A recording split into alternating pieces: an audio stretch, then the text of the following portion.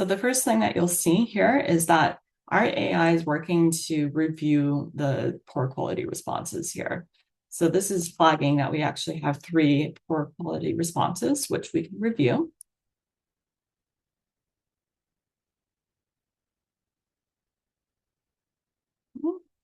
So now it's actually being filtered by the response quality, which is poor. We can actually change that to good quality as well. And if we were to remove that filter, we would see our total of 10 responses. But if we were to navigate to individual responses, you'll get a little bit more information on the ones that have been flagged. So you can see here, we have speeding as the issues for those specific ones. So this view for the table view is available for right now surveys that have 1,000 responses or less.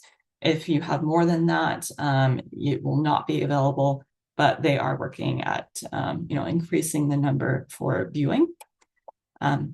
By going all the way to the right, you can actually see here we have the different departments, and then information if the emails have been added to the collectors, because we didn't remove them from the anonymity piece. We also have the option to be able to view as a single view. So this is what one person had completed. And we also have the ability, going back into the table view or in the single view, to edit the response. So if someone needed to update something for any reason, you would be able to do that on their behalf. Going back to question summaries.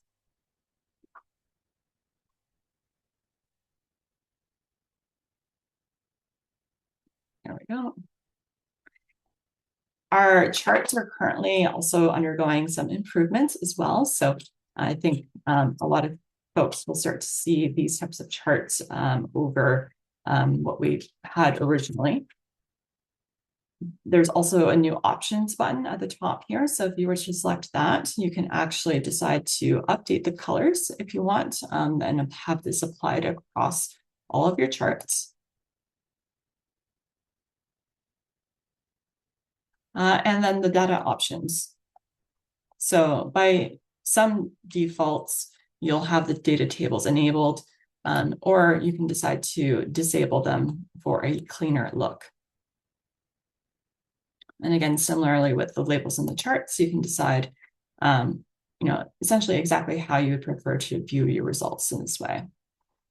This is also where, under the data options, you can decide to enable the response quality. So that's, we saw the speeding flags, sentiment analysis, which would be providing, whether it's a positive, negative, or neutral sentiment within the open text comments. And thematic analysis, which is also a new option for us, which we're using AI to identify the common themes found within the open text responses. So if we were to scroll through to the end here, you can see the one open text response we have asking about improvements. This is giving us a very quick highlight in terms of what they're finding within that the open text. So as more responses are provided, it'll get more and more detail in terms of the common themes being found within the open text. So this is super, super helpful to easily get a sense of what your sentiment and the key findings for a lot of responses.